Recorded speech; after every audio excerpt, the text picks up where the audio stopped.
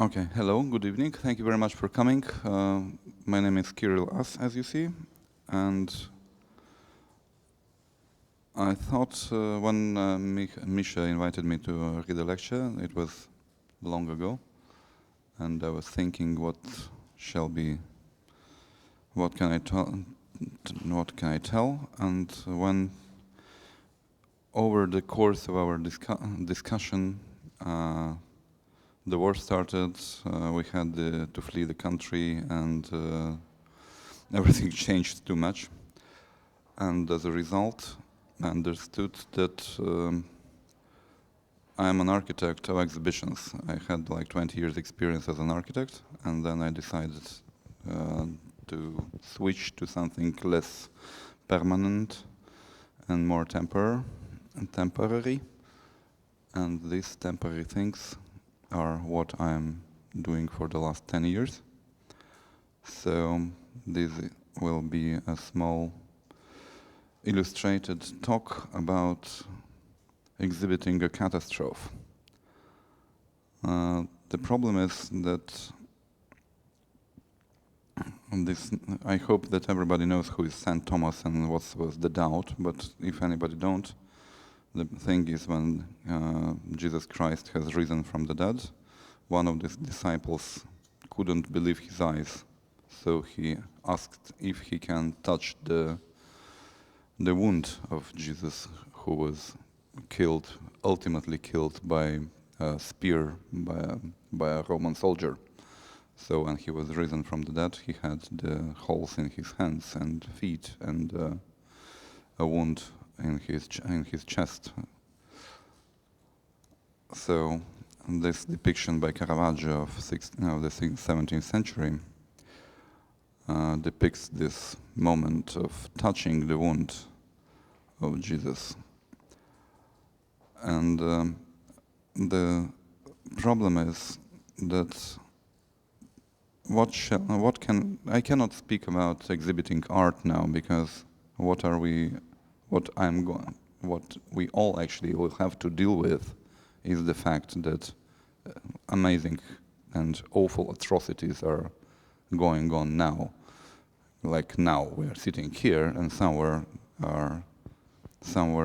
missiles are falling upon living people in their apartments in Kharkiv or Lugansk or Donetsk or all these cities in Ukraine. And others are, unlike me and my family, who are privileged enough to have the possibility to leave Russia and move to another country. Other people are hiding somewhere in Poland and living, or in somebody's places all around Eastern Europe, and some are here also. And this situation leaves us with the question. Of course, the old narrative of impossibility of poetry after Auschwitz and so on is with us as always. But as we know, some poetry had happened after this, and some art has happened, and it was pretty decent art also, which also was doing something with the things that happened in the middle of the 20th century. But now we are again with the same, more or less the same situation, and we are again in the state when we cannot display art, and we have to think about displaying as artists and architects. So we are in the situation of thinking about how we shall convey to those who didn't witness the atrocities, how to display the evidence. I'm speaking we because I'm working with my wife Nadja Korbut for many years, and we're most I can say like a symbiotic mind, which is each one is doing more or less the same, but in different ways. So all the exhibitions that are going to be shown are done by us together. And I'm like the speaking part of this of this duality. So we will have to reflect upon this catastrophe which is unfolding right now, and we don't know what will happen in the end or during this catastrophe. We will have to deal with it if we stay alive, hopefully. And regardless, if we don't want to work with it as artists, we will have it in our experience. So that's something we have to keep in mind. At least we who are close enough to this catastrophe, we will have to.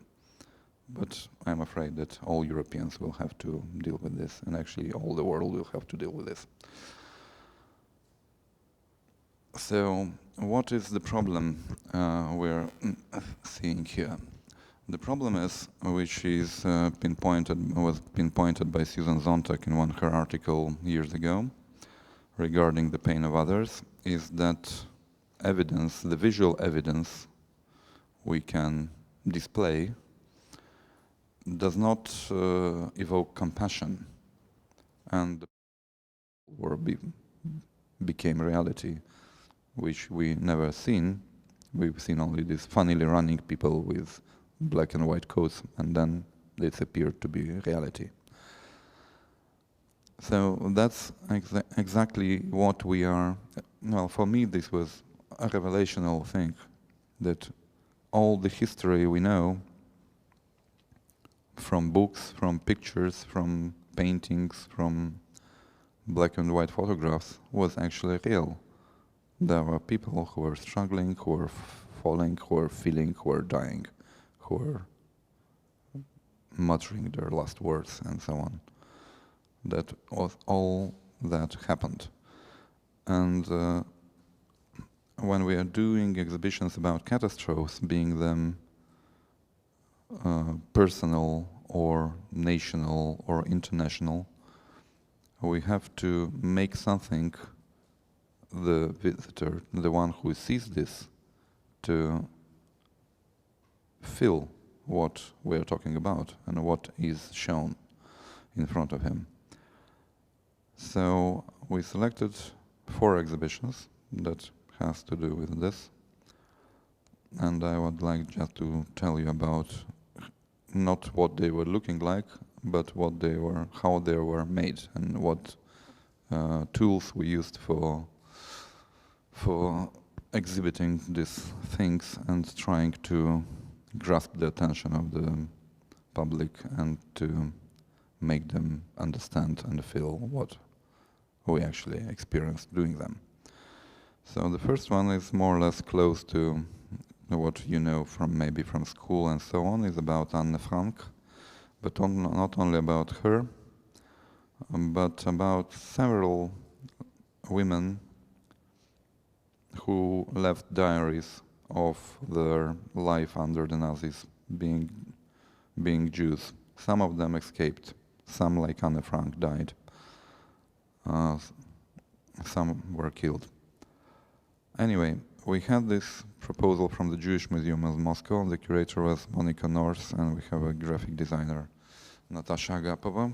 And what we were presented with as a material for the exhibition, it's a series of exhibitions in the Jewish Museum in Moscow. I don't know what will happen now, but they had an exhibition every year on the day of Shoah, on the 27th of January, which were speaking of the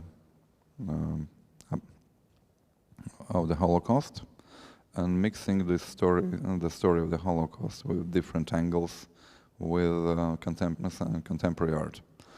Different artists chosen from different countries, 1 or 2 pieces by each, maybe 5, maybe 6 works, and mixed up with some story of the Holocaust under a different angle of view every time. So this specific exhibition was dealing with the experience with the diaries of the women who survived or not survived the Holocaust.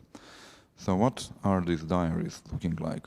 This is the diary of Anne Frank. Okay, it's written in Dutch, as I understand. So it's a language nobody knows in Russia, of course. It is quite beautiful, but at the end it's just a girl's diary with some pieces of paper glued on and so on. This is a diary by some Ellen Baer.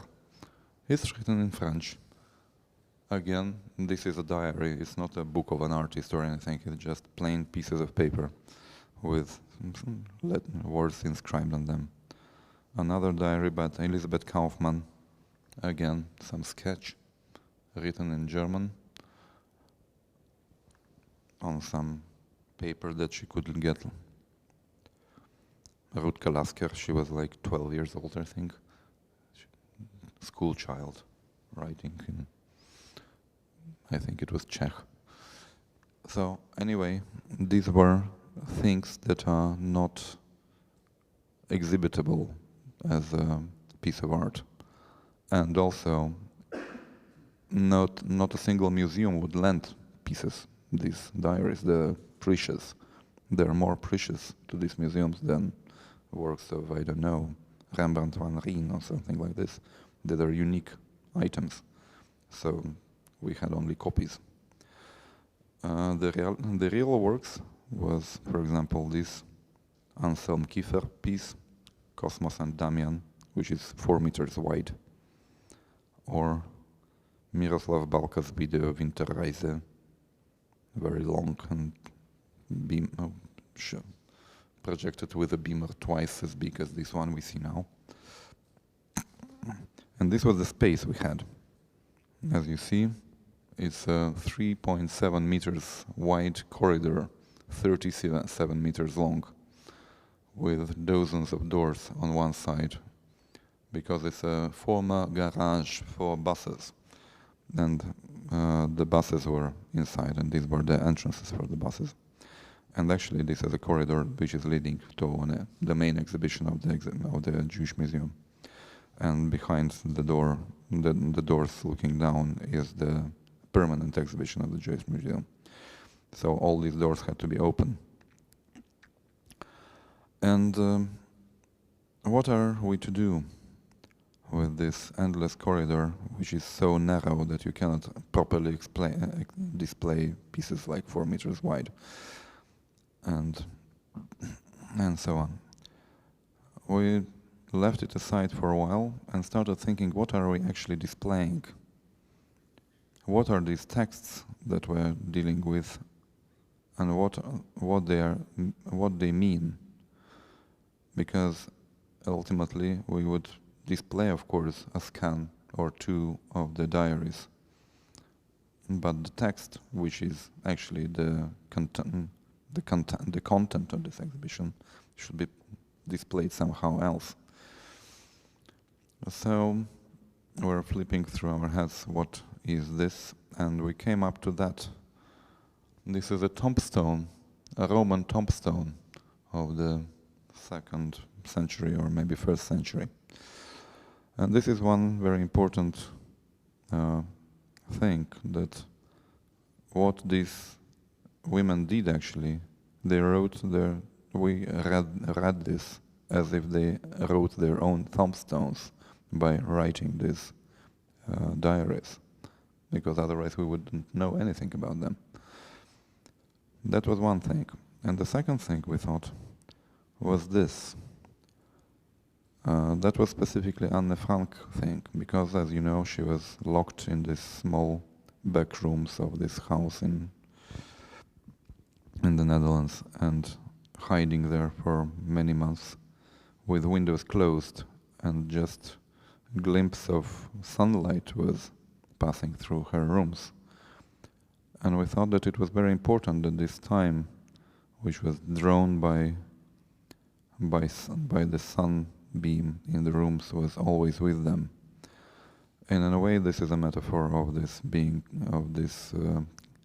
lockedness that all of these women actually experienced, regardless were they in the ghetto, or they were running away from France, or they were hidden in a back room of a store in Amsterdam.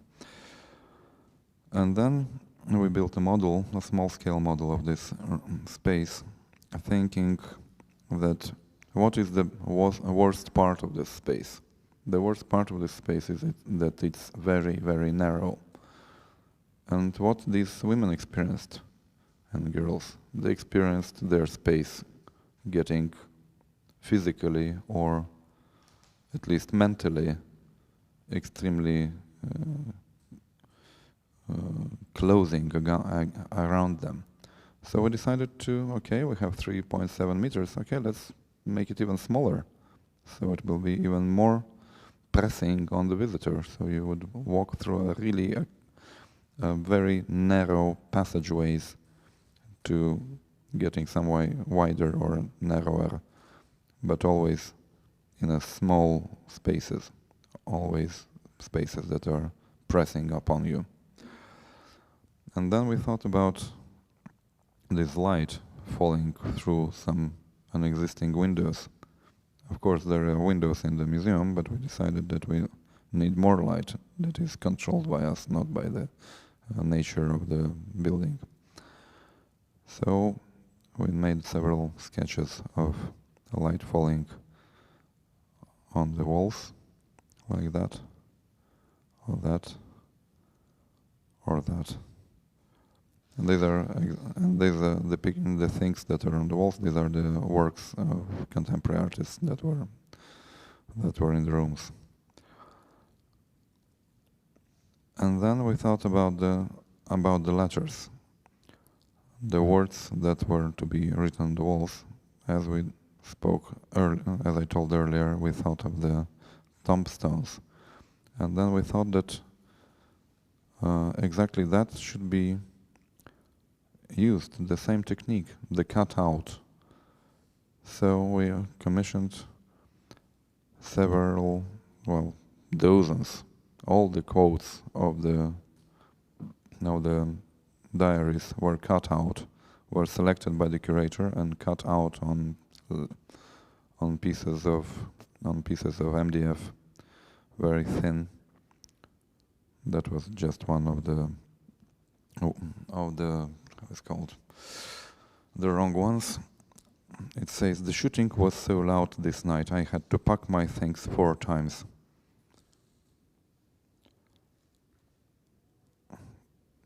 So I thought that we are doing not a single book, because it's important that these were 6 different people, not one.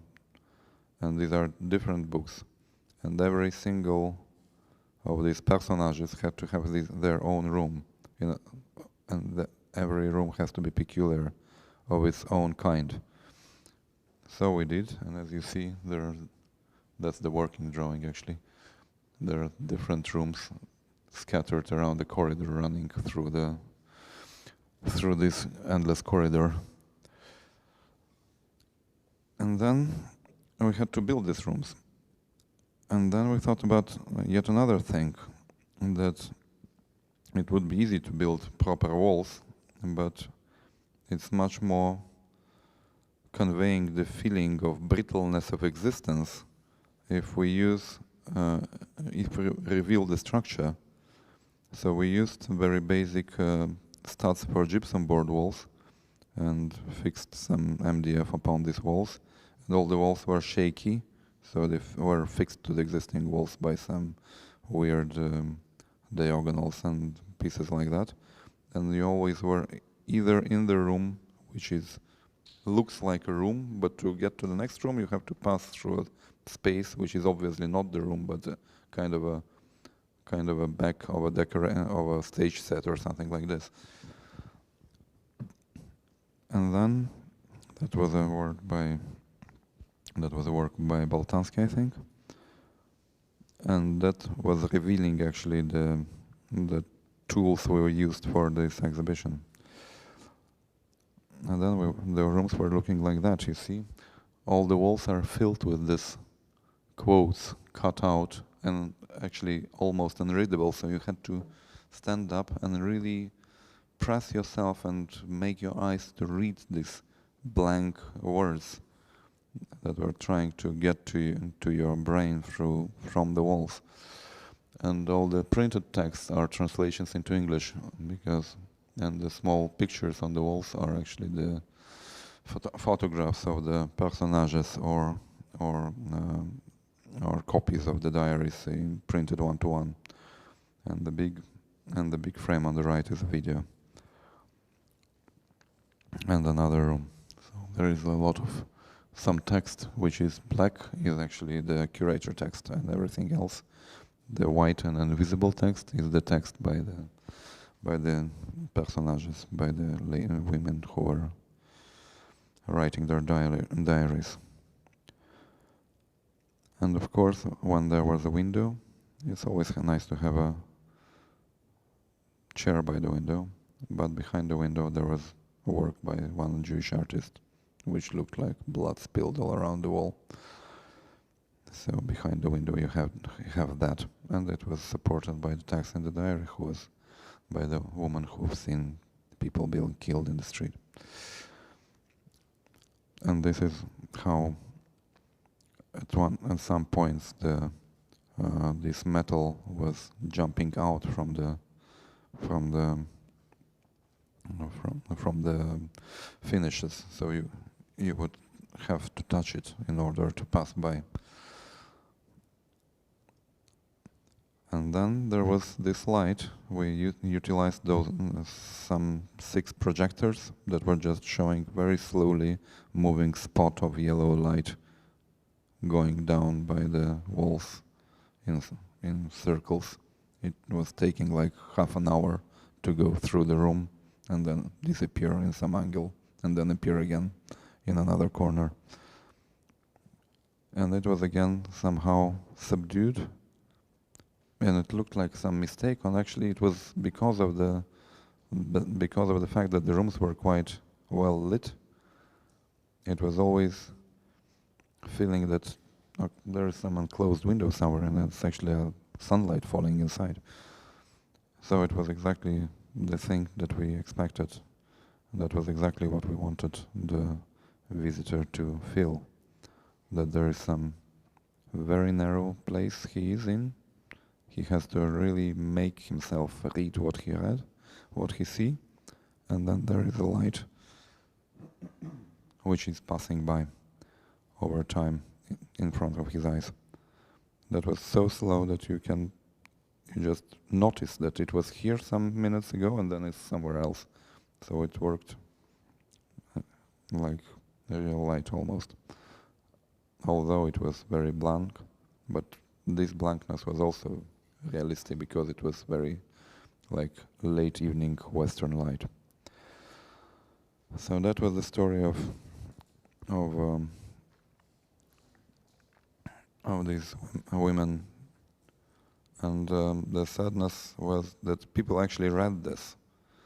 They took their time to read all these words, and actually that struck me because as I found out over the years working for exhibitions, people really love to read. They need explanations. They really want to read what is written on the walls. And when there is a lot of stuff written, they just go and read and read and read. And in the end, there were people crying, getting out of this corridor because it was the things that they read, and they put a lot of effort to read, struck them directly into the heart. So, and that was the strange part of it, that the art that was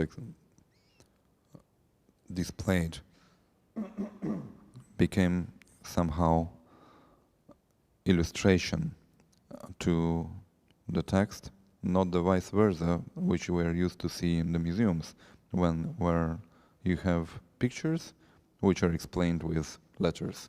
Here we had letters that were not explained, but somehow changed their volumes by pictures. The next one is a story that will need some introduction. Again, I have no idea how much do you know about the personage I'm going to tell you. And there is a writer whose name is Mikhail Bulgakov, who is very well known by his book Master and Margarita. Apart from that, he wrote dozens of plays and short stories and other novels and so on. But this thing was his chef d'oeuvre, and it's a very important book actually for Russia and quite known abroad as well. The story goes that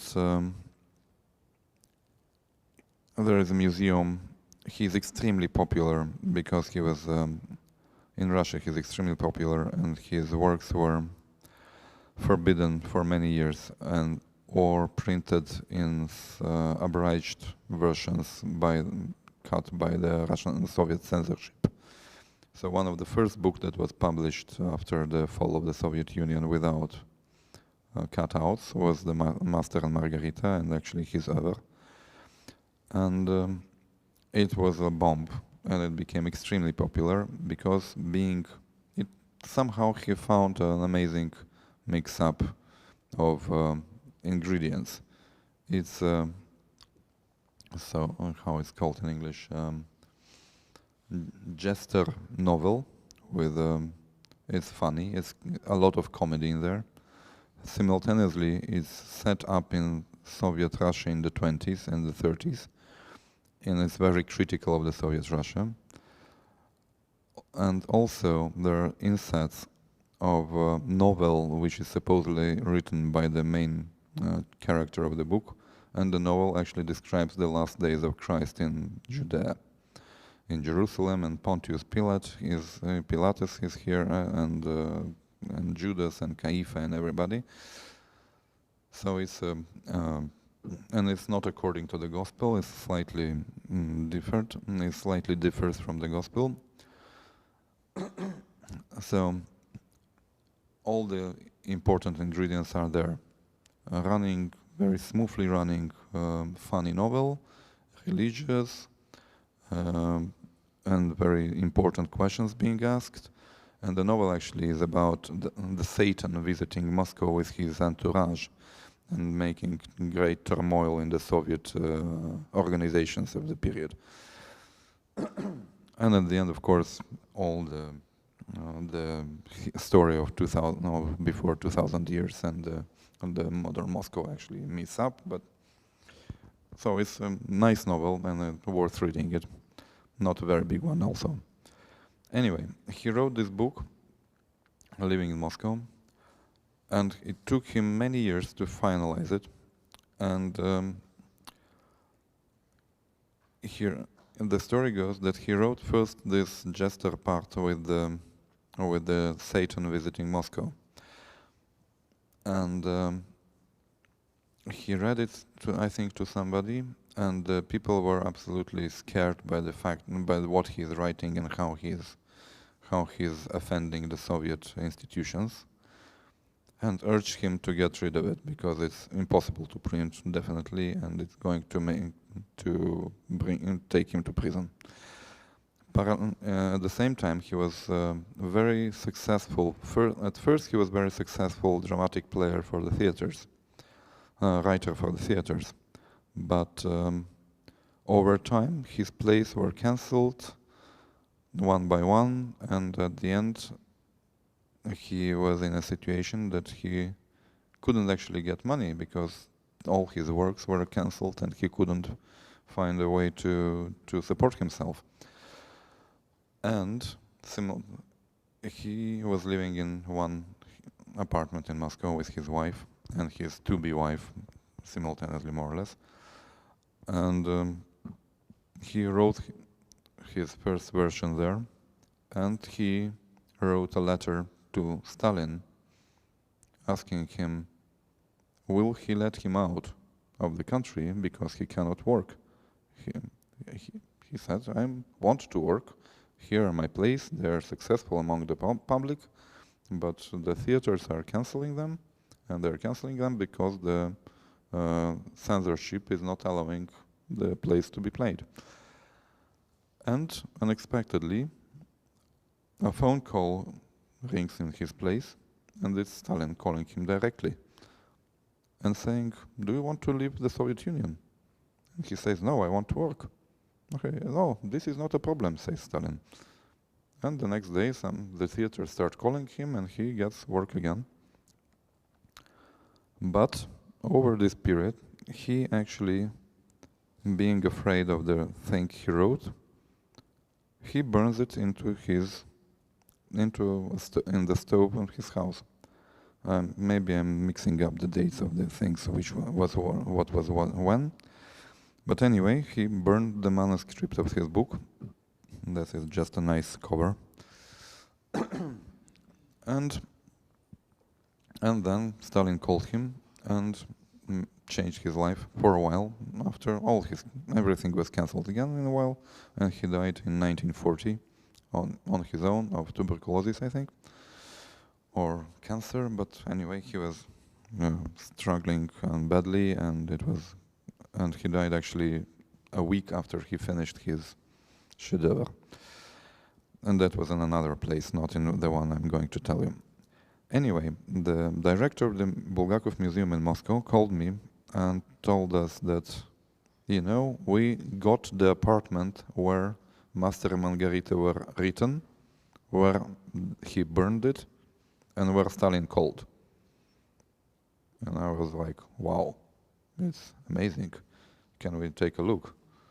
I said, yes, of course, but sadly, this apartment is in a house which was totally gutted out and rebuilt in the 50s.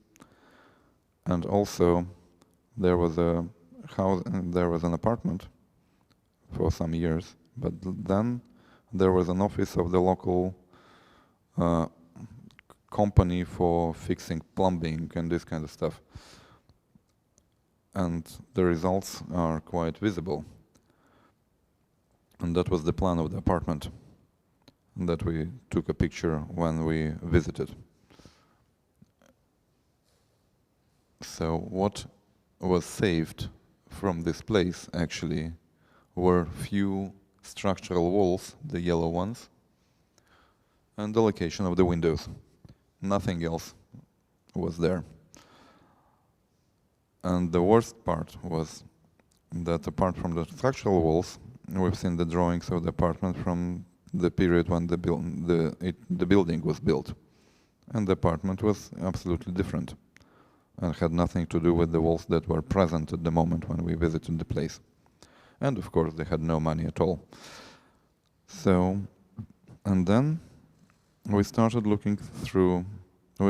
trying to understand where in fact the apartment was, because they got much more space than the apartment was actually big. And we found, we were not found, but we received from the curator, from the museum, this sketch which was made by one of the biographers from the words of words of the second wife of Bulgakov, Lyubov Belozerskaya, which shows some numbers, some windows, and some details that were not present in reality, like 2 steps or 3 steps, some rooms like this one at the lower left corner, and the entrance was from totally different place, and so on. So it was kind of a forensic architecture, because we were trying to find out what was actually there and how it was actually looking, because the space we got was just a room with awful linoleum on the floor, suspended ceiling in Armstrong, and walls covered with some plastic sheeting or something.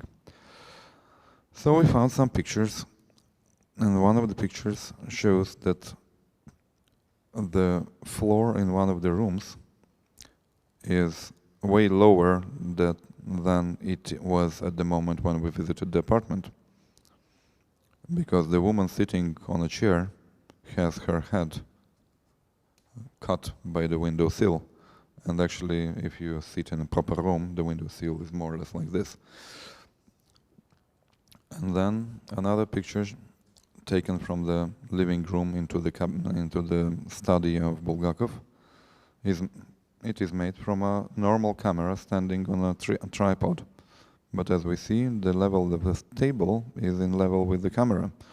So that means that the camera is at least 40 centimeters lower than the table. So the floor in this room is lower than the floor in the study. And then when we recall the drawing that we've seen before with the 3 steps, and they're described in some book that there were 3 steps, and then we superimposed all the plans on each other and tried to find actually what was there, because even the staircase has moved from one place to another. And then we've seen here one important thing. You see this rectangle, blue and black on the left with a diagonal. This is on the original plan from the period of the building being built. And this is a stove or a fireplace. And then there is a small black square over it. I cannot show you the thing, with the steps leading to a bigger room. And then we understood that there is a door. This is the plan of the existing rooms, with the red indicating what we're going to build up, and everything else is, and the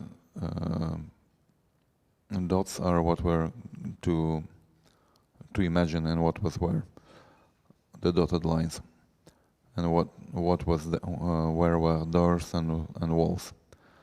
So we understood that this door from the upper left room, which were the study, leading to a small corridor to the right, is actually the place where was the fireplace, where he actually burnt his book. Because the fireplace in regular houses is the weakest point, because the chimneys are there. So there is a gap in the wall, and it's very easy to make a hole there and a door. So, and on the bottom, maybe I just go up and show. Here, there was just a hole made in the wall, and here there was a door leading to a small room, which was shown on a previous previous picture. And this wall was blocked. This door was blocked out. Here was the chimney, and that was the door with the 3 steps, and that was a wall behind which his second wife was living. So then we thought that the problem is that we can save the view from the study, but the window is plastic and is fenced out with some awful metal bars you have seen on the picture before. So the only real thing that survived in this apartment was the view from the window, because the building across the street was stayed the same, but the window itself made it impossible to see through it because it was awful. So we decided that we have to paint everything which had nothing to do with him, this heavy gray which is used for warships, and it's the most awful color that one can imagine.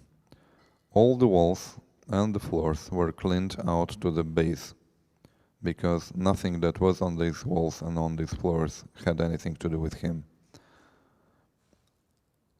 When they removed the linoleum, several layers of it, they found parquet like this, which was all in nails from fixing the linoleum. So one man spent several days picking the nails out. It was a nightmarish work.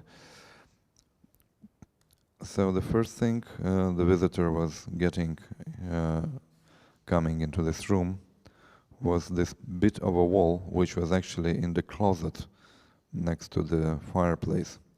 If we go back for a second, then this is this wall here,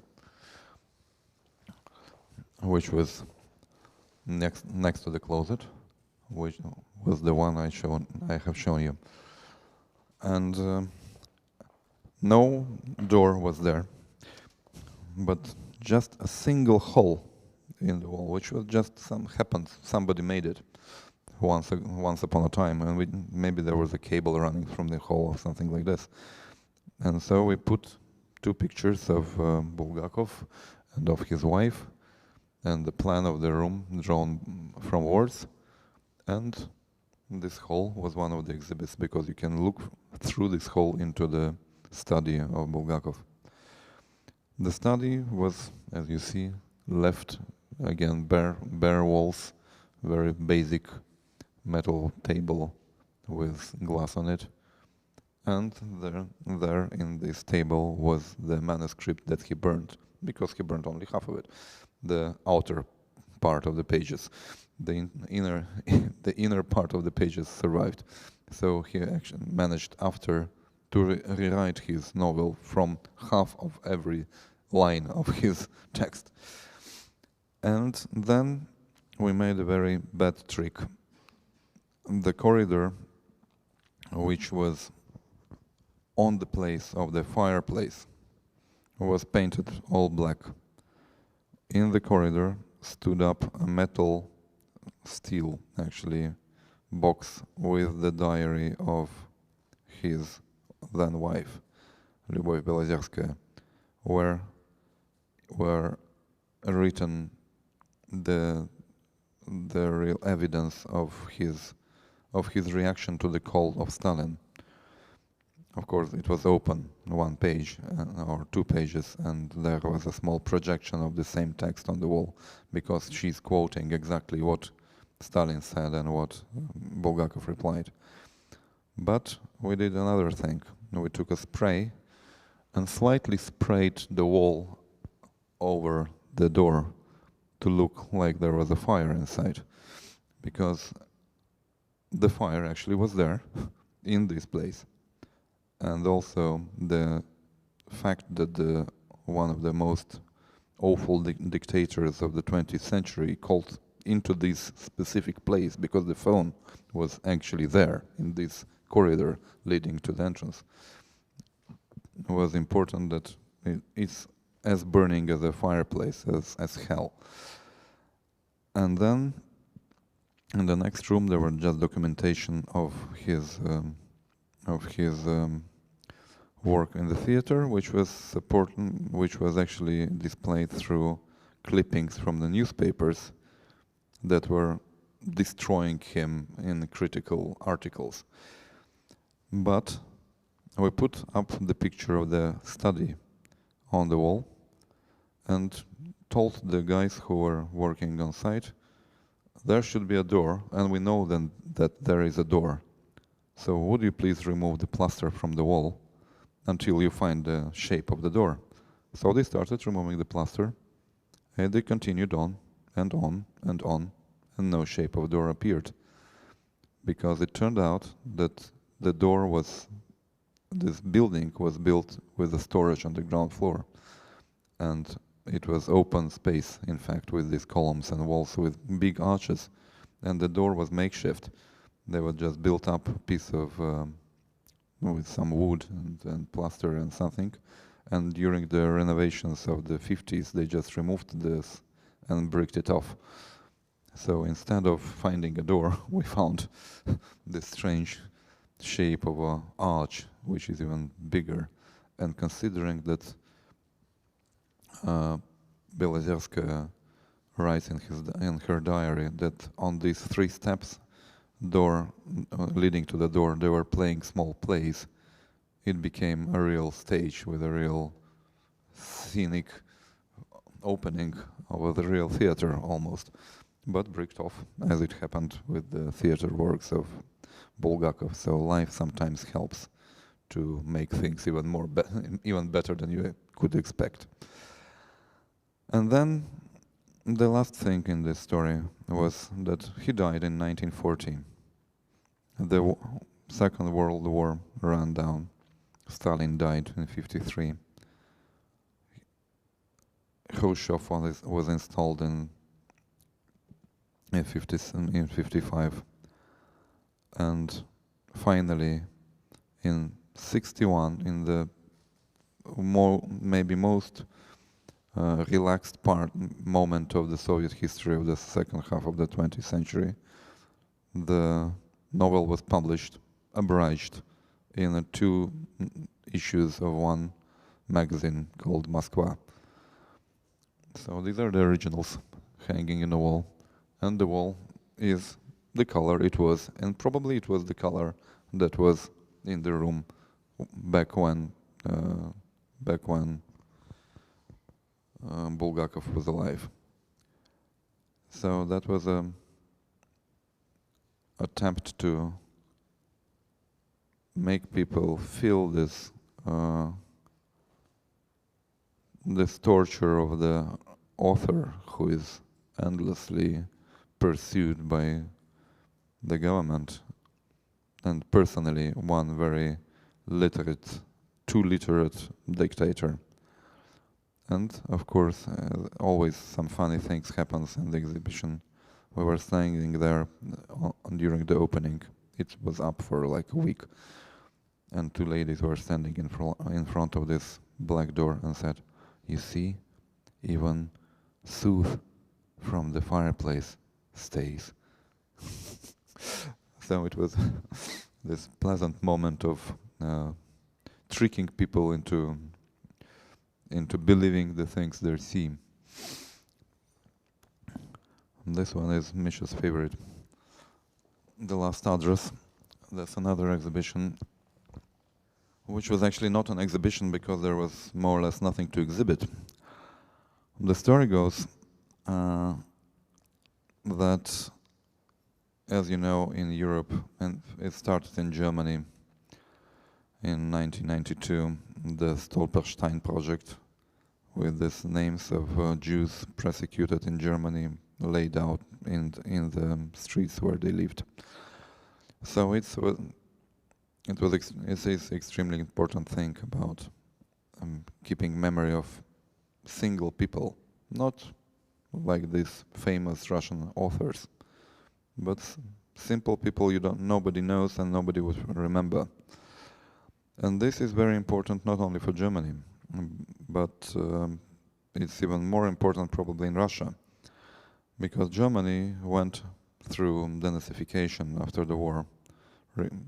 It could be discussed how well it was done or how awful it was done, how many Nazis stayed in power, how many people you could not resurrect, the ones who were died.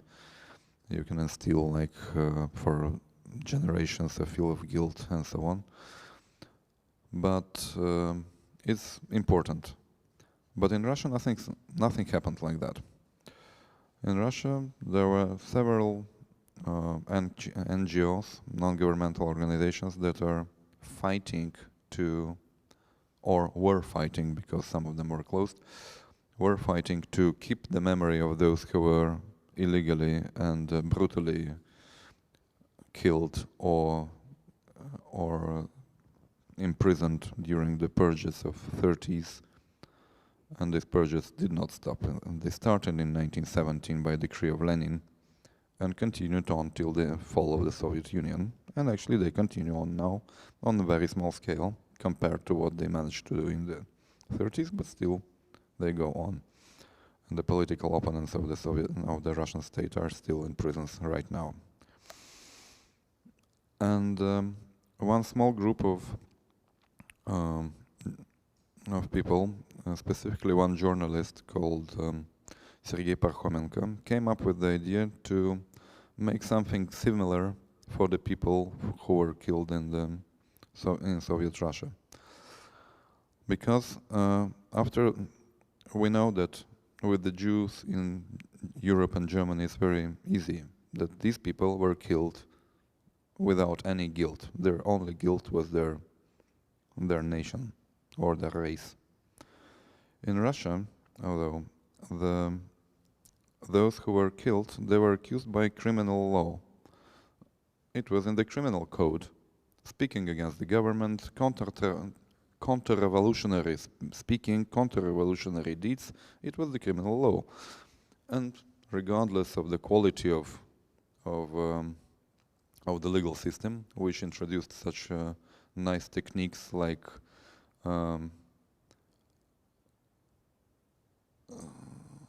making trials without presence of the accused, without presence of any advocacy, without anybody. Just 3 people sit down, took a look at the papers, say, execute, next. Up to 15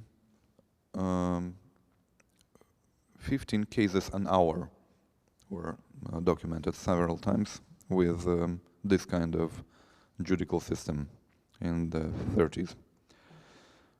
But on paper, all these people were killed for some criminalized at the moment deeds.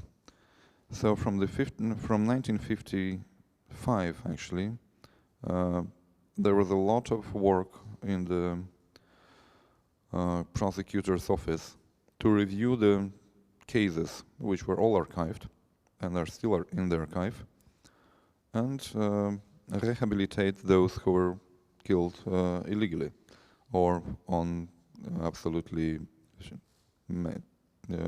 invented evidence or without any evidence whatsoever. And actually this process continued from 1955 till the end of the Soviet Union, and there were still, in the 80s, there were still people who were stripped of their criminal status, being dead years by then, and decades. So the concept Sergei came up with was based on the fact that in Moscow, where the project started, and in Russia in general, the streets belonged to the government, and it was out of the question to make the government to plant anything in the ground for any memorial reasons whatsoever. But the walls of the houses belong to the owners of the houses, and they are the people who are to decide what is on the walls. So the situation becomes much easier, because you have to speak to the owners of the houses, who are cooperative, just people dwelling there, organizations and so on, and this moves you from the bureaucracy, from the state bureaucracy, to like real people who you can speak to and explain something and something like this. And then he ran a small competition between chosen artists to come up with a design for this table. And Alexander Brodsky came up with this very simple thing, which had to look like an open ID with a picture and the name, the profession, the date of birth, and then the dates of arrest, killing, and rehabilitation listed down. And the whole obviously resembles the missing photograph of the person, not because the photographs are not there, but because the person is missing. And it unexpectedly worked pretty well. By now, I think there's approaching like 10,000 pieces all around the country, because the organization that was set up was not doing nothing but organizing things. There were the person who wants to hang such a thing on the wall should be living in the house. Then he should go to the society which is dealing with, or to a website or so on, which is collecting the archives and publicize them with the names of the people who were dead. And then he can call this organization, the last address organization, and say, this is the house, this is the person, I would like to have this table, this tablet, and just the last address will call the man who sits with pieces of metal and makes them, and then just collects the price of the production of this thing and gives it to the man who actually produces it. And it works very well because the organizing is not, there is no crime here, everything is legal. And the real problem actually, which actually surfaced during this process, was that the people who live in the houses are extremely aggressive. They don't want many tables on their fan. They don't feel any guilt. They don't feel anything about this. And that was a great problem, that most of the efforts of this last address group was put into helping those who want to place a placard on such a tablet on the wall, to just make the other owners of the house to allow this to happen. And then, after 5 years of this project, the Society Последний Адрес decided to make an exhibition about this project, just to raise some awareness and just tell that, okay, 5 years we're into this business, and we did that and that and that. And unexpectedly, the Museum of Architecture allowed them to do an exhibition there, and provided them with a very strange space. The space is actually a 16th century building, which was housing a small production of and storage of how it's called, some herbs for the court of the Russian Tsars. So actually, that's the apothec, so to say. They were keeping their herbs and different things for curing the aristocracy of the period.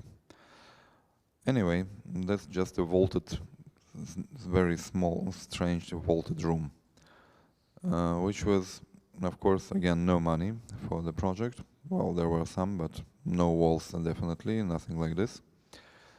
And then we had a very nice curator, Anna Narinska, who is a writer and curator of exhibitions and journalist, with whom we spoke a lot about actually how and what is to be shown, because whenever you start speaking about all these stories about people killed and so on, you end up with a wall of faces. It's like the standard reply to anything like this. And the bigger the wall, the more the faces, the more you kind of feel that people were killed. A lot of people were destroyed and so on.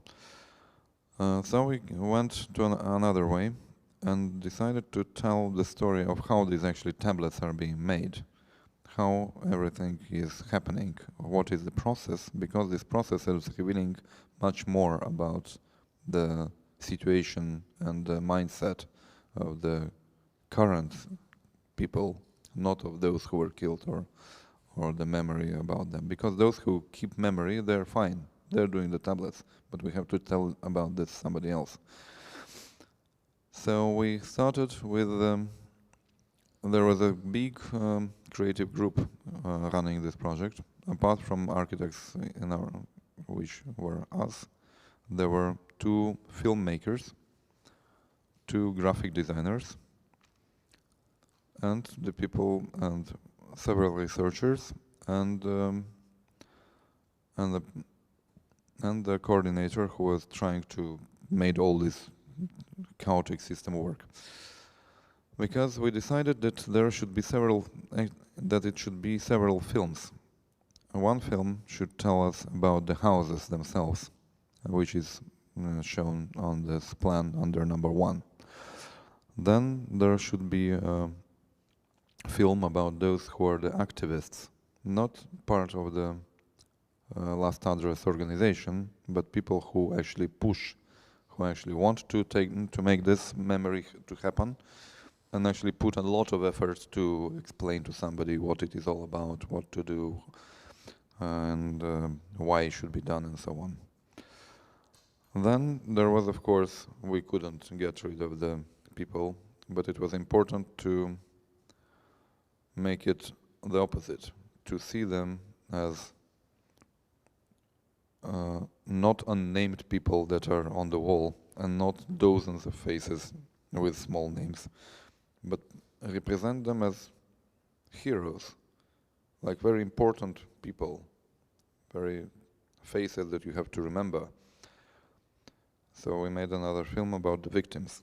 There were like 150 faces that were shown as a film for 2 hours, I think. So nobody could see one face repeating, because the exhibition wouldn't take more than an hour to see.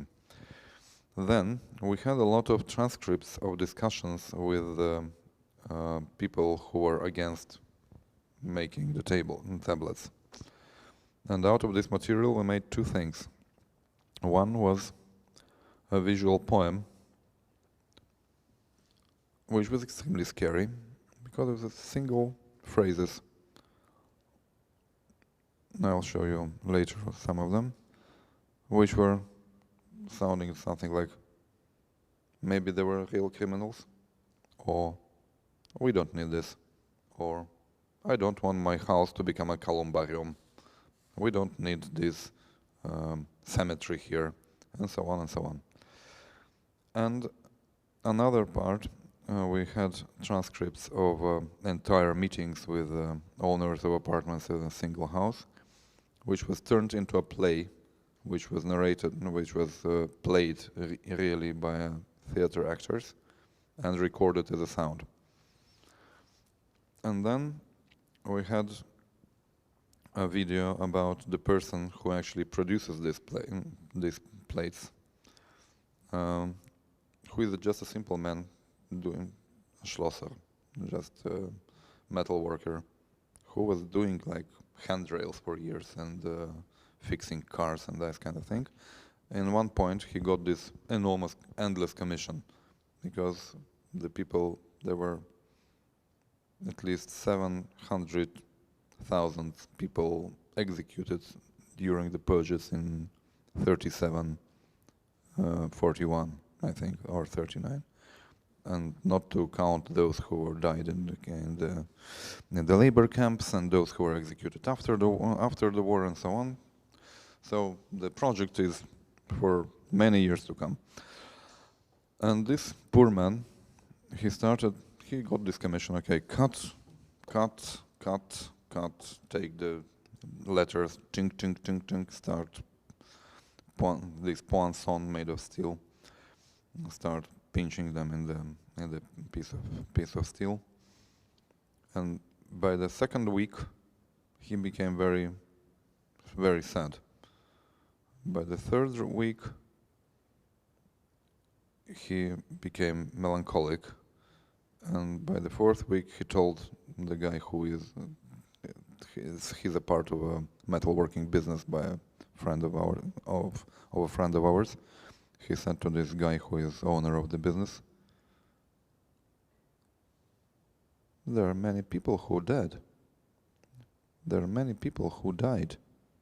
He understood unexpectedly when he made like 50 of these tables. He understood that many people were killed for no reason, and that was important for. And then he just continues on. He still does them. And stopped drinking also, which was quite an interesting effect. And then there were 2 more videos. One was of the fixing of this table on the wall, which is actually the like this miracle, final miracle of all the project, that you can actually, that is fixed.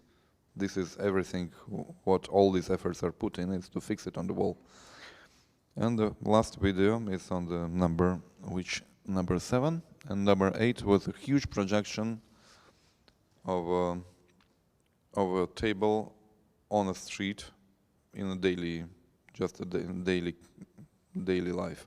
So the filmmakers just put a camera across the street from one table and just filmed how many people are stopping, how many people are passing, how many people are reading what is written on there. So we projected it, we put a real table on the wall and projected the video over in scale 1:1. So and it looks like that. And this was the film about houses projected on a piece of just on a piece of white baumwolle, whatever it's called, cotton.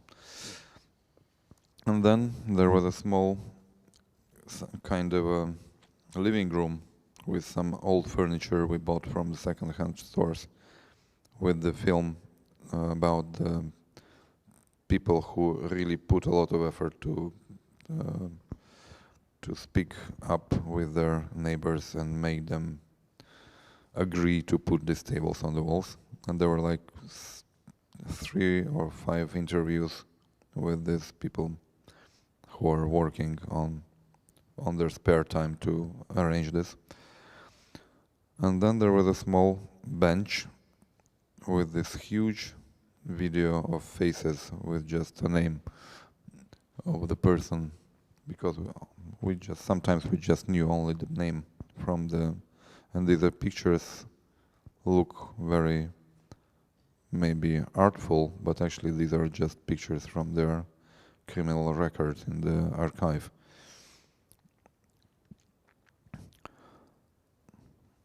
Or that one, for example. Sometimes we knew the names, sometimes not. Sometimes these were pictures that were from the family archive we had access to. All these people you see were killed for no reason. And then there was this, on the back of the curtain with the houses, was this TV set with a piece of linoleum on the floor and these 2 basic stools.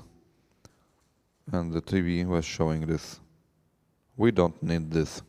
It was a visual poem, like this phrase after phrase after phrase after phrase, speaking to you straight to your face from this old TV set. And it was old TV set on purpose, because this TV set is and this pseudo kitchen is where actually these thoughts are generated, and this feel that we are fine, we're okay, there is the telly, we're living our lives, we don't need it. And then there was very relaxed room with, well, not room again, this kind of atmospheric place of 2 old living room chairs where one can sit down and listen to the table, which was actually speaking the dialogue between some of the apartment owners of the house that don't want to put any tables on the wall, and the activists speaking to them, played by documentary theater actors. And actually, I think we put the sound system in the chairs, so when you sat and it was you speaking. One was always speaking as the bad guy and the other was speaking as the good guy. And then we're changing sometimes the text in the speakers. Yet another face. And then there was this few steps, and these few steps were leading to a small video of fixing the tables on the wall. And the steps were there because all the tables are fixed a little bit over the, like 1 meter and 80, 1 meter and 90, to make it not so easy to get them out from the wall and unscrew them. And this is always always the process of this fixing these screws is always kind of course there may be 10, 15, 20 people presenting at this moment. Maybe people from the house, maybe people from our relatives or the activists or somebody from the organization. And there is always a small 3-step ladder, which is put up in front of the wall, and somebody raises up,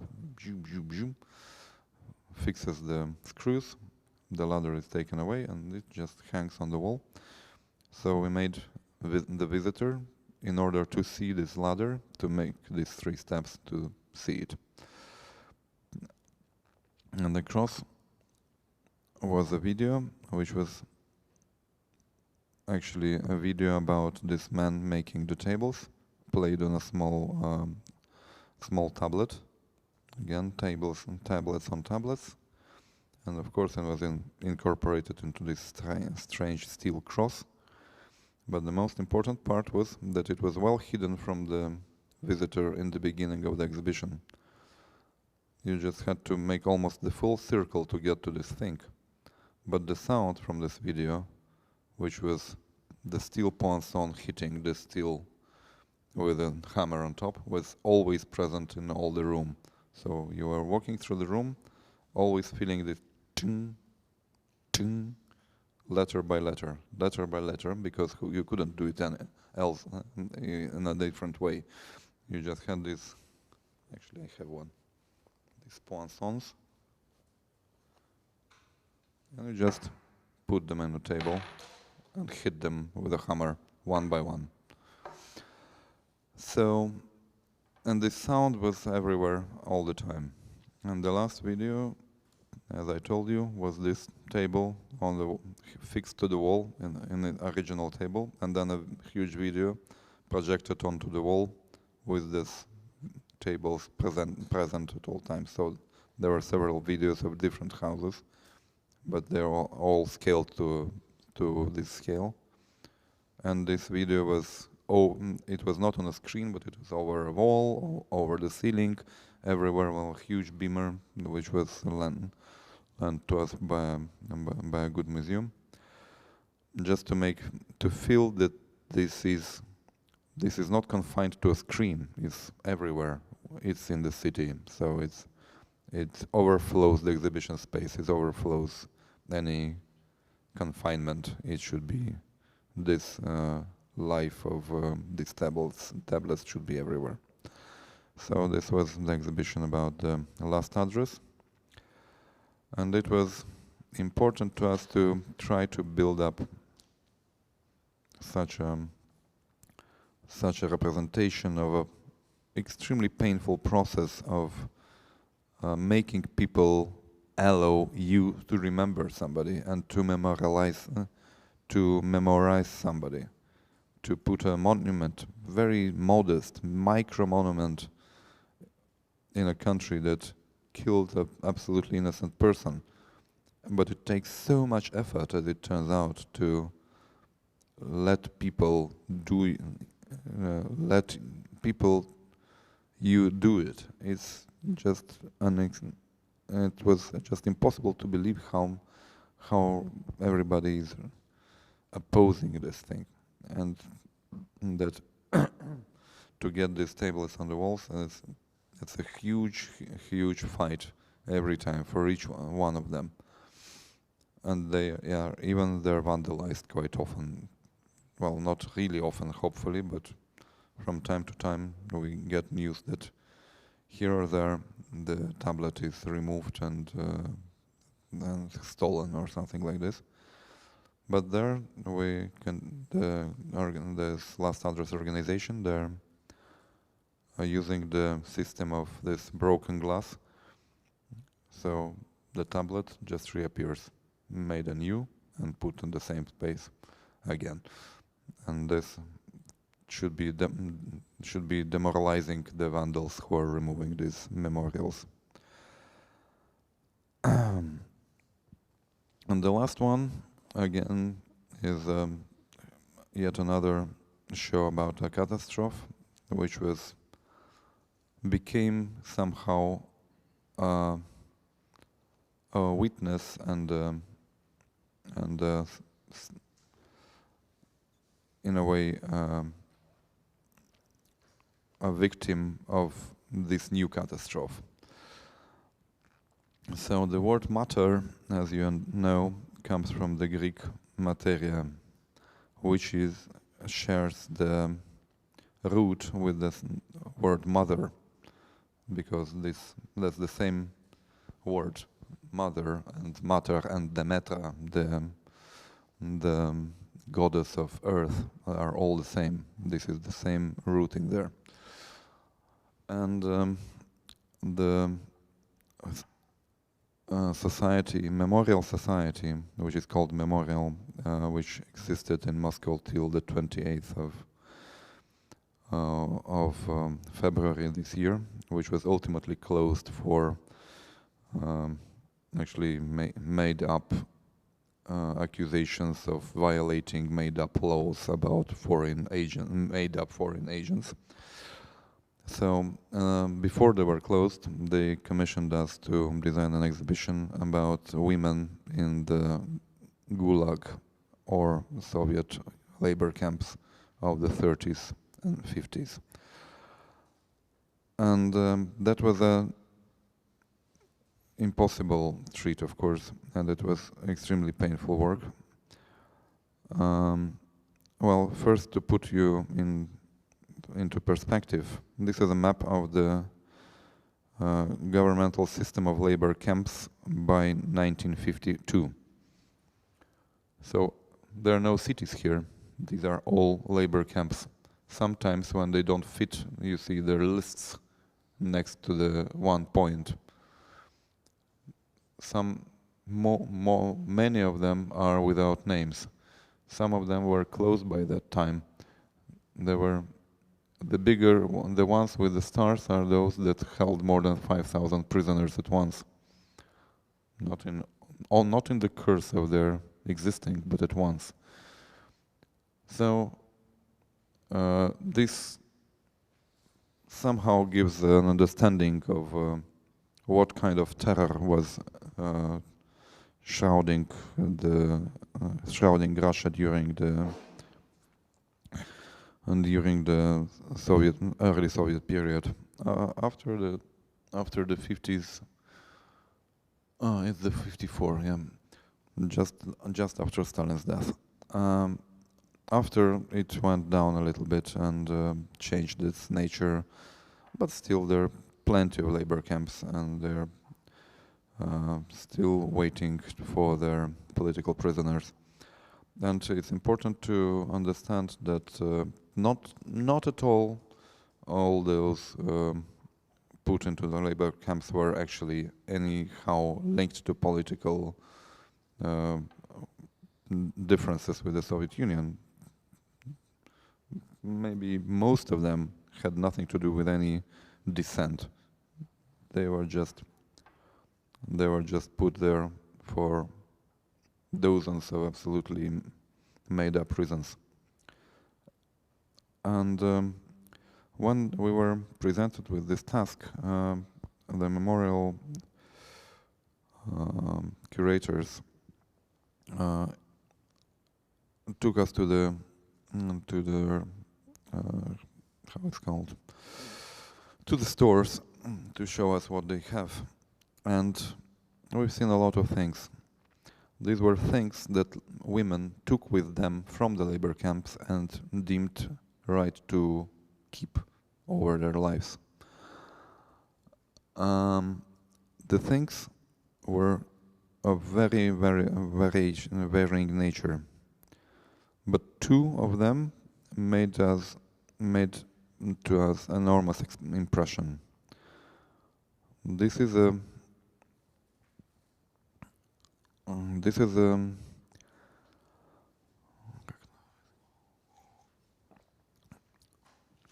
dress a lady was arrested in the summer, and she stayed in jail for 1 year in this dress. Ultimately, she was released by some miracle, but she couldn't change it. So it's a very nice evening silk dress, or maybe day silk dress, but there are some details that are showing it's a nice dress for a party. So the problem with this dress, apart from the fact that it's endlessly restored, and because it's silk, you know, and prison is not a place for silk dress, obviously, is that for us today, and when I've seen it in person, understood that it looks like a piece by Martin Margiela. Our eyes now are used to this kind of destruction as a piece, as an artistic manner. So here I am to exhibit this object in a way which can switch our perception from this. It's extremely beautiful, from this beauty into the terror it conveys. That was one object. It took us almost a year to make this exhibition because they showed us the things, like they had to raise money, they had to close different exhibitions and so on. So it took a lot of time, and we couldn't take this thing out of our minds. And another thing that we couldn't take out of our minds was this very modest embroidery. I think it was sent by one of the women imprisoned to her child in another, how it was called, house for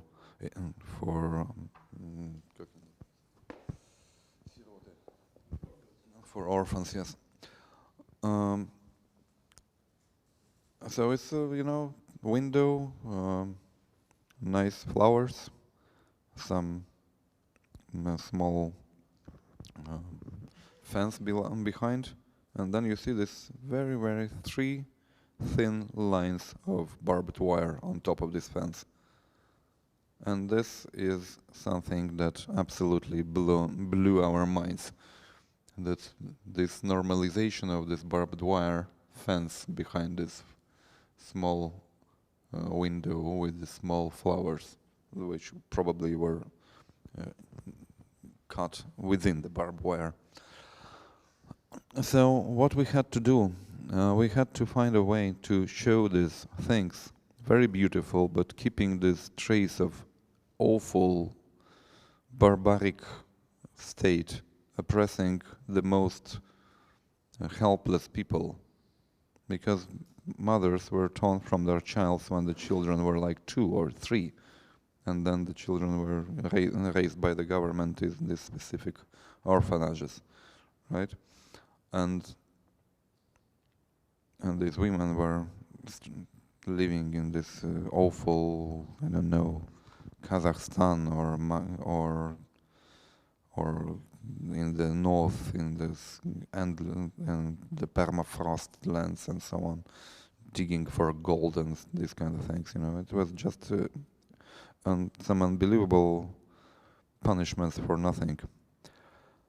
So we had to do something with these objects because they managed to create something which took them away from this life they experienced. And these items were what women generally knew how to make best, is embroidery, sewing, and creating small objects of beauty. And there were, I'm quite sure that the threads for this embroidery were taken from socks, for example, or something like this, because they had no actually material for doing it. It's not that the good government were giving them away instruments and stuff. It was most realistically made from pieces of clothing they actually were wearing, with the needles made of, for example, fish bones from the soup. And so what we made with that was the entrance of this basement where is the exhibition. And again, you were meeting the same situation. How are you to show that this is an endless amount of people who survived? And the only viable and not dehumanizing way was to show that yes, there is an endless arrays of these people, but only few are taken out from the catalog, and you can see their faces face to face because they're on the face level. And when you enter, you see their faces when they're arrested from their cases, from the archive. And on the back side, you see their faces, which were provided by the families when they're old, after everything. So each of these pages sticking out of the wall has two faces.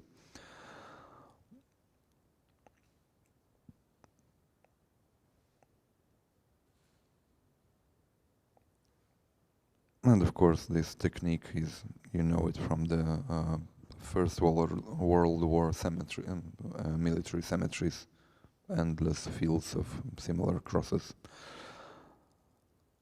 And then we built a wall. This is a basement measuring something 20-something meters by 8, I think. And we built a wall, and we decided that everything that is shown is absolutely precious. Everything a person could take with him, with her, from this awful place is taken because it has some meaning for her. So every of these objects is a jewel. So we decided that we shall show them as jewels. But the problem again is that these things are, well, they are poor. They are made as jewels, but from very poor material. So the only way to get them out from their poorness is to surround them with even poorer material, to surround them with something intolerable, with something you never touch actually, and that was concrete blocks. From these concrete blocks we had small lights made for jewelry, like who were at the same time they were lighting up the objects like jewels. At the same time they were looking like some kind of snakes coming out from this wall, which are almost on the way of eating or biting you.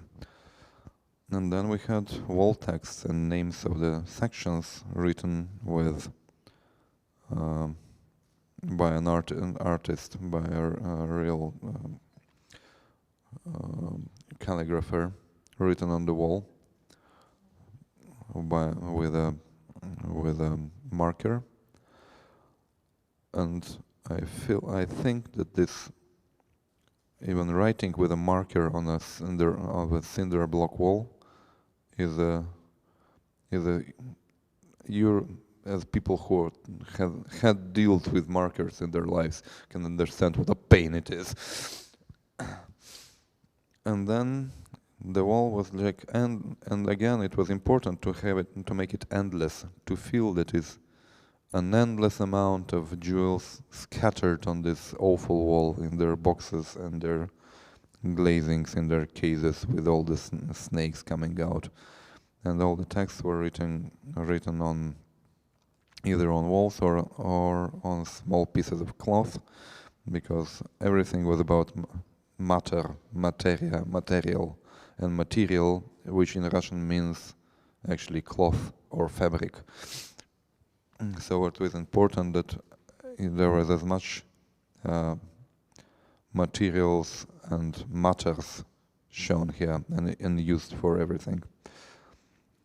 And the wall texts were printed on fabric, but we also had quotes from different memoirs of different women. And these quotes, how are people to write in prison? They don't write in prison, apart from scribbling the wall. So our group of calligraphers were scribbling on the painted wall with some iron tools, like knives or nails, getting these phrases. And instead of signing with names, all the objects are named. We know who made them, but we decided that in order to make this exhibition not about persons, not about specific people, but about all of them, we will put, instead of names, the names of the labor camps where these objects were made. So this quote is also signed by a labor camp name. Sadly, the fabric for printing wasn't really beautiful. We are unhappy with this. And in one of the boxes, there was no glass, and there was a small book, because we had another set of things we had to show. It was, we spoke about the arrest, the trial, the sending, because the trip from the trial to the labor camp could take months also in these awful trains for cattle, and then the life in the labor camp, and then with the connection with the children, and every this section had its own part of own specific name and own specific set of exhibits. But one part didn't have any exhibits, because it could not be shown. Otherwise, the exhibition should have been banned for children under 18, because it was about the rape and sexualized assault, and in general assault against humanity that were happening to these women, and some women left memoirs and memories about that in writing. So we thought about that for many months actually, what to do with it. And finally it came up to our mind, and we made a small book of dozen of pages without names, with just the quotes, which were structured as poetry, because the stuff that was written there was important. They were all simple women. They were not, writers. They were just victims and the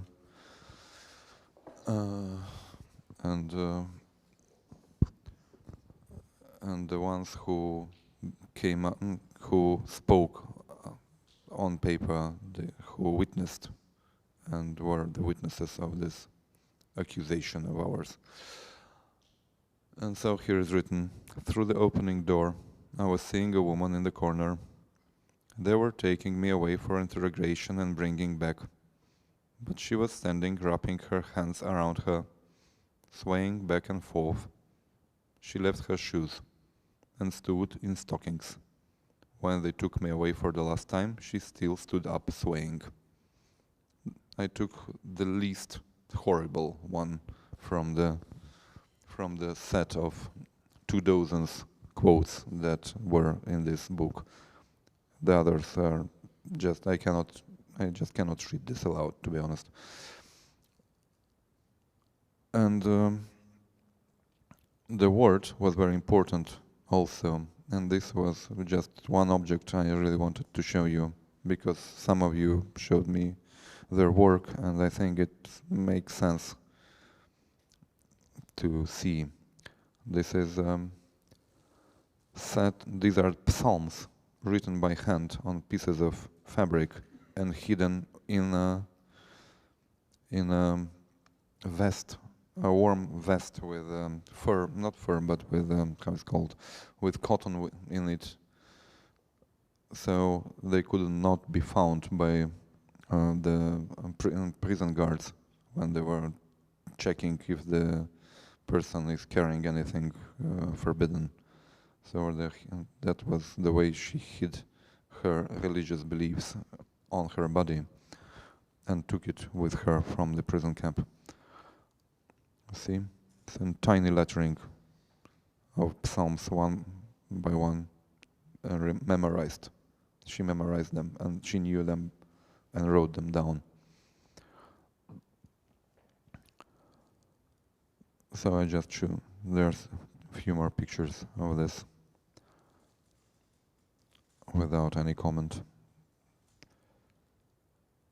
And at the end of this exhibition, in this grey room with the grey stones, you've seen a small white room that was existing room with several cement blocks in the corner instead of a chair, and one could enter inside, and in this absolute whiteness, looking through the door to this grey wall, could listen to records of memoirs of people who actually they spoke their memories. Some of them were still alive when the memorial started their operations, and they recorded several accounts, personal accounts, on tape. So there were intolerable atrocities described as a first-hand experience. And there was one gentleman working for Memorial who is actually a janitor and technical person who works there for many years, but he's a very simple man and very simple and direct. Of course, he's supporting the movement and the political stance and so on, but he's still a very simple guy. And when we built up this thing, he nervously came up to me and said, "You know, there is stone. It's very uncomfortable to see it. I'll put there some cushions." And Nadja came down half an hour later and seen some really stupid cushions laying down on these cement blocks.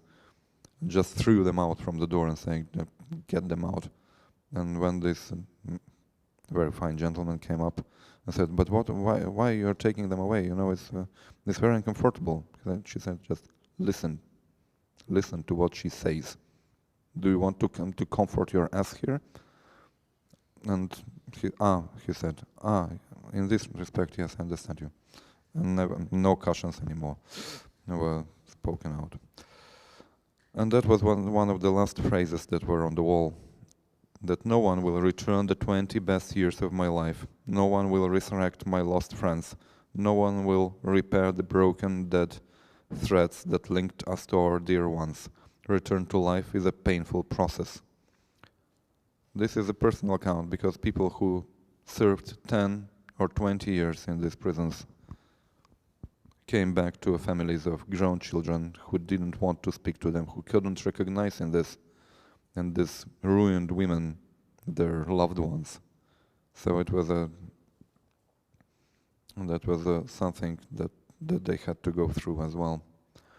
And the memory of this was held by this organization, International Memorial, and we worked for them, and they were shut down by court order on the February 28th, 2022, 4 days after the invasion.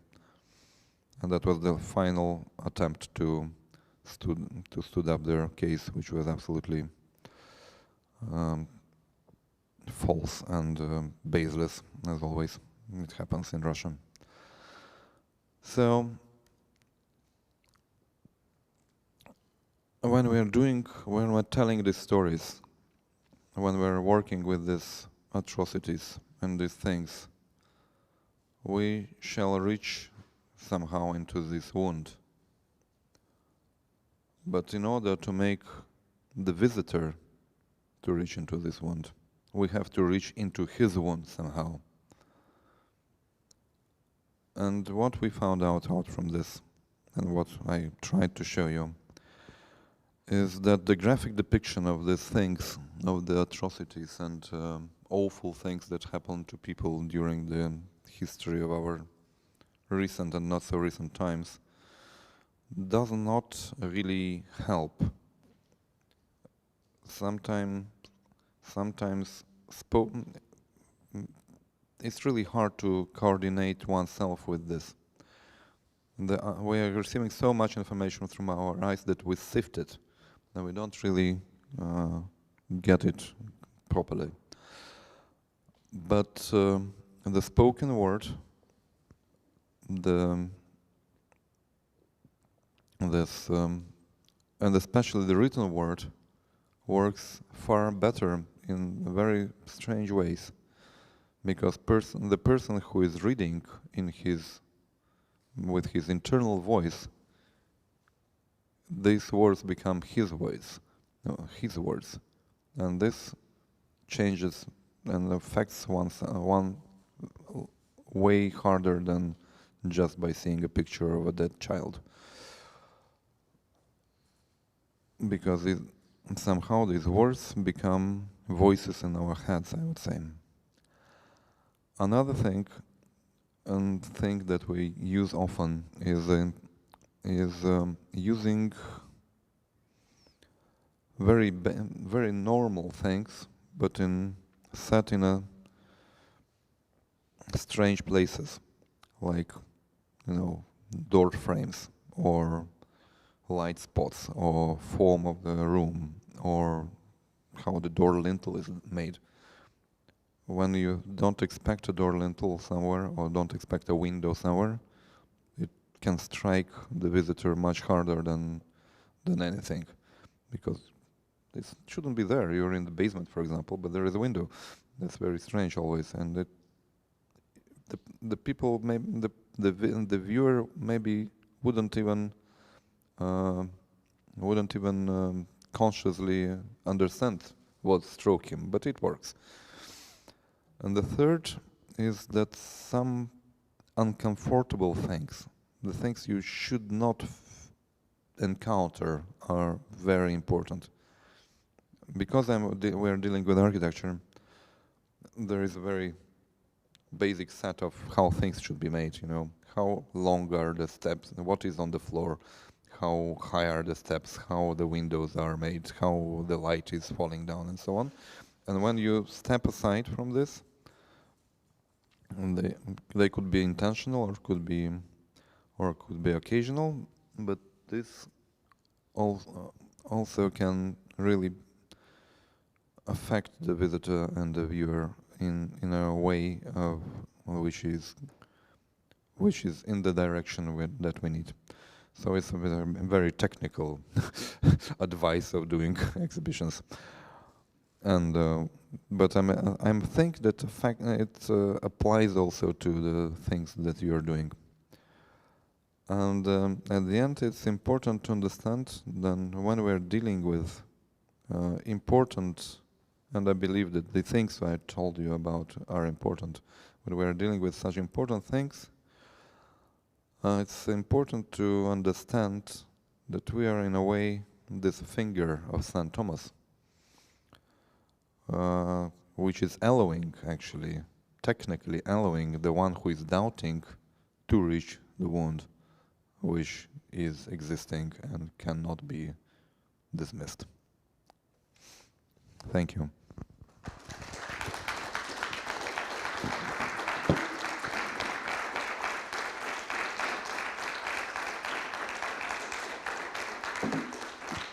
Questions? If anybody is not running to the train or something.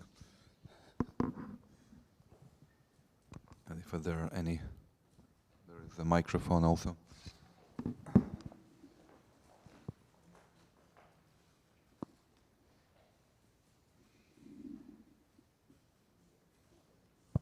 I know it's a hard thing.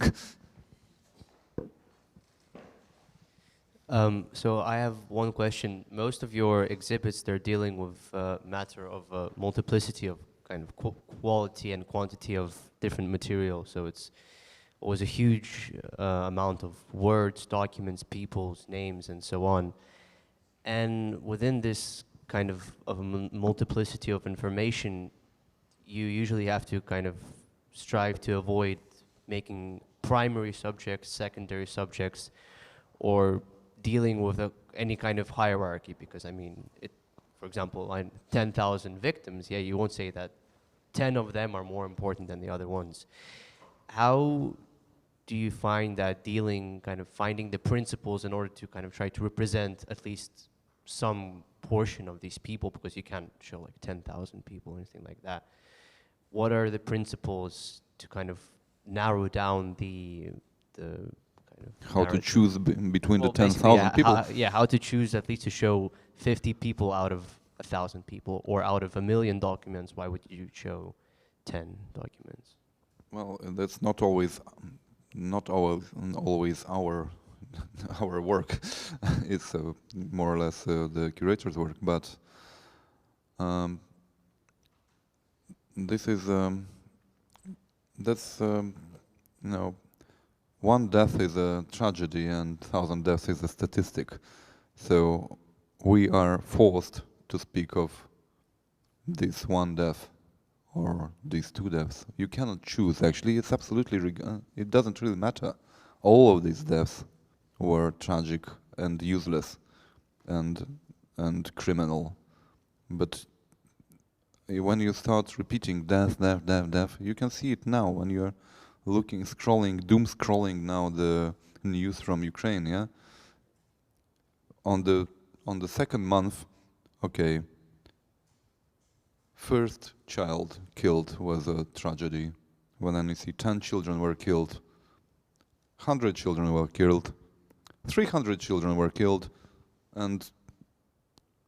but you have to remember that each of these children was a child that had nothing to do with anything, just living in its place. But you cannot do anything about this. You cannot show 300 children because it will be like a mural in a church of in Torcello, you know.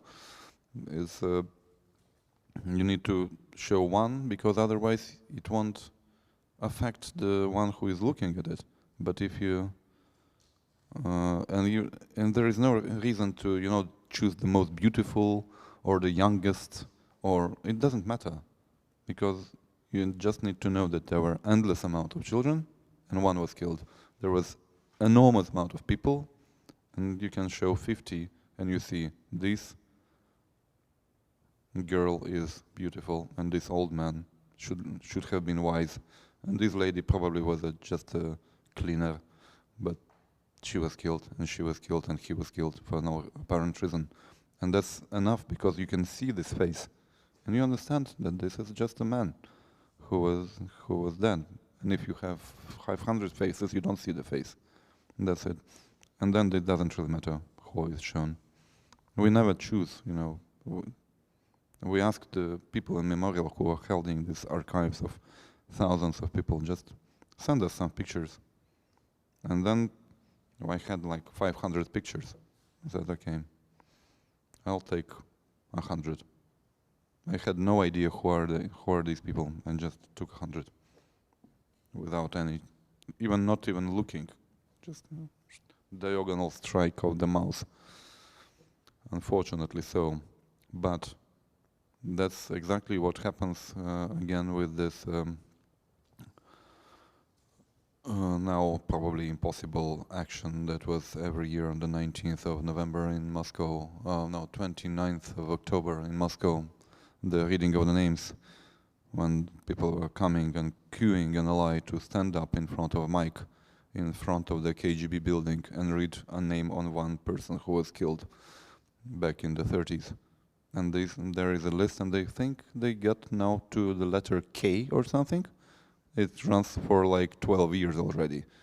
Every single 29th of October, people are coming in the awful weather always, and they're reading lined up names for 12 hours straight. And there is no end. They read by now maybe 1,500 or something like this. I don't remember, but it's useless. You can read it for another 50 years.